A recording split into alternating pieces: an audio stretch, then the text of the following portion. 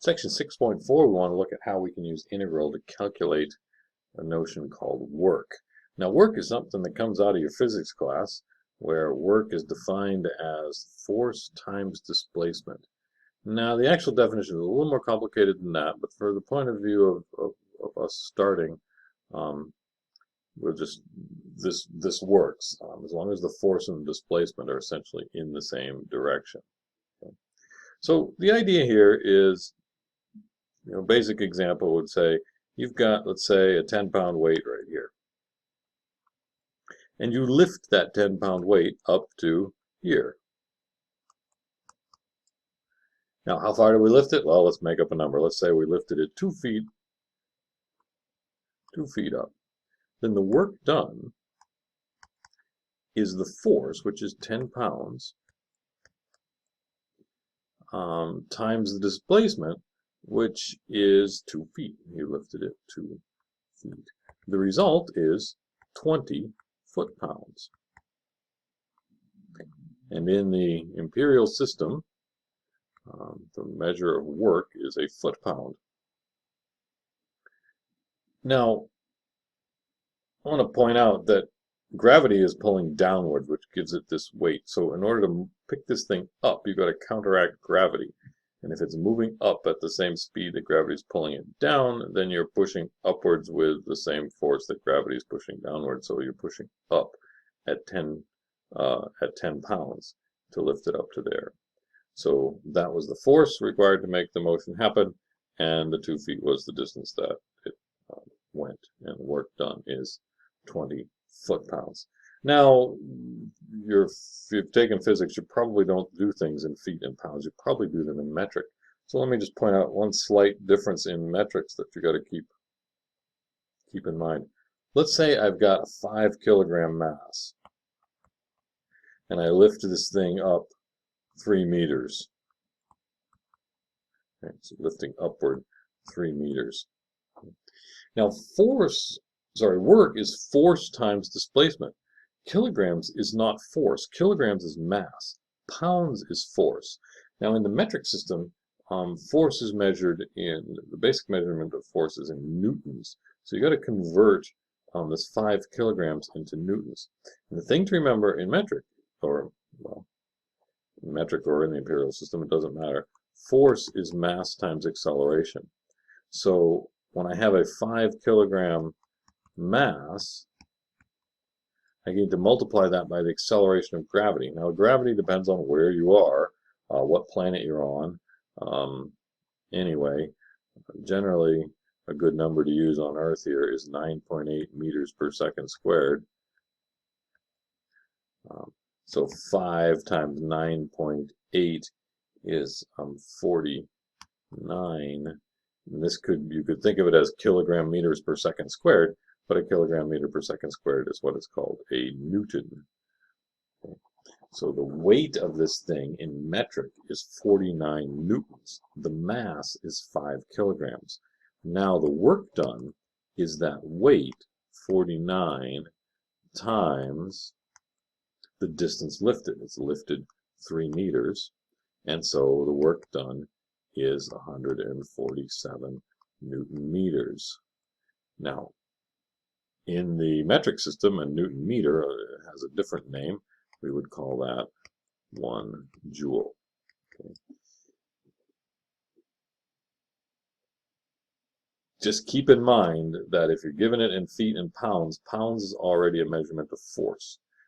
Kilograms, on the other hand, is a measurement of mass, and so you could convert that mass into force by multiplying by the acceleration of gravity.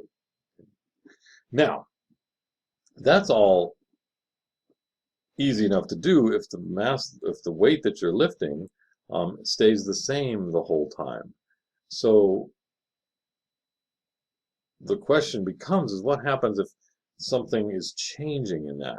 And I'll set up a lot of different scenarios over the next bunch of videos of where you're lifting different amounts of weight or whatever.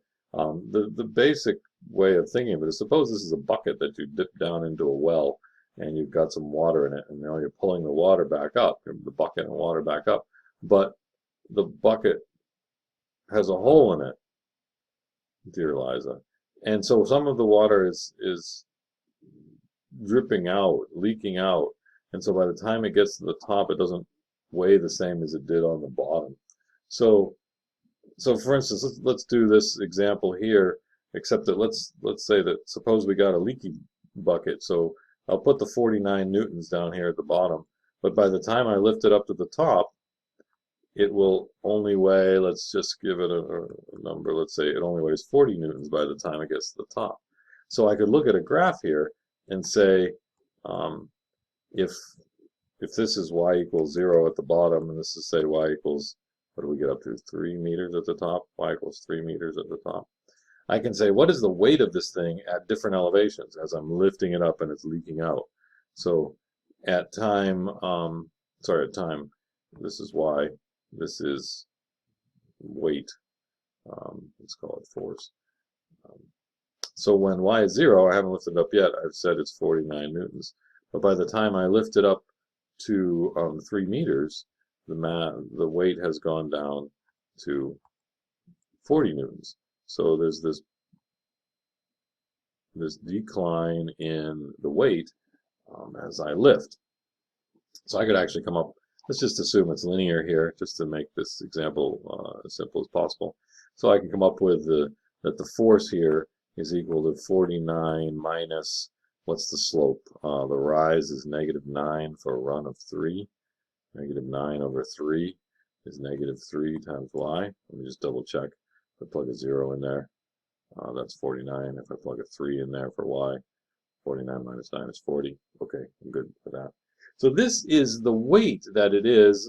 You know, if I told you, hey, I'm up at y equals 1, I got the thing right here, I could say, oh, well, the weight is 49 minus 3, so the weight would be 46 when it's sitting right there. Okay.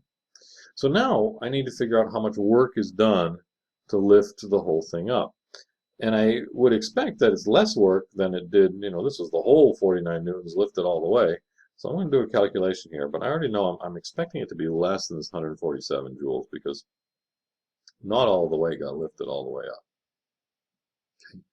But this actually this picture here lets me see another way of thinking of this calculation, because work is force times displacement. If I take this 49 Newton thing and lift it up just a little bit, so now it's right here, right? I lift it that little bit, let's say we lift it dy. Well, I had 49 newtons, lifted a distance of dy. The work done is 49 times dy. In fact, I could draw a little rectangle over here and say I got a height of 49, a little thickness of dy.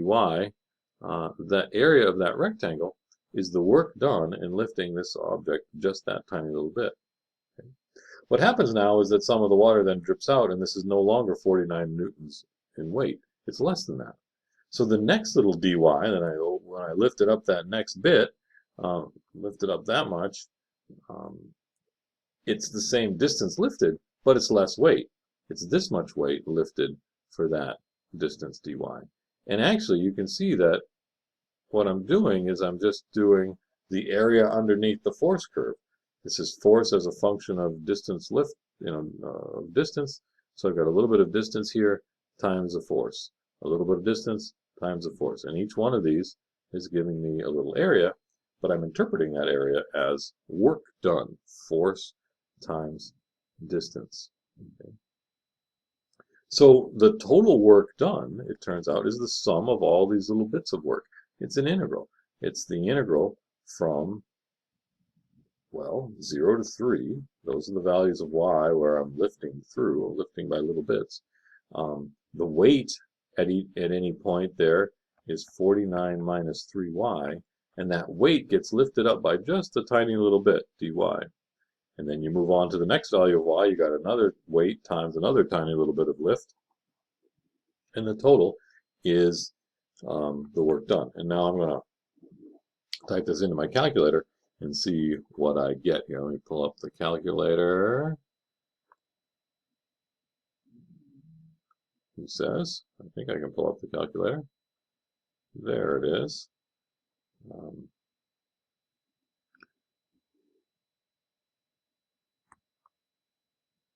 Let's see if you can see it. So I am going to say math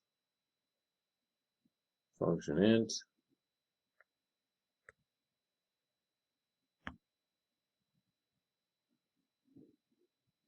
I'm going to just move over here. The integral that I'm trying to do is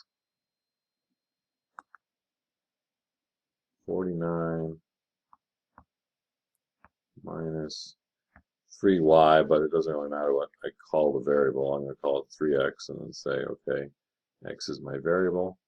So 49 minus 3x, that's the dx, and then that's integrated from 0 to 3, and I end up with 133.5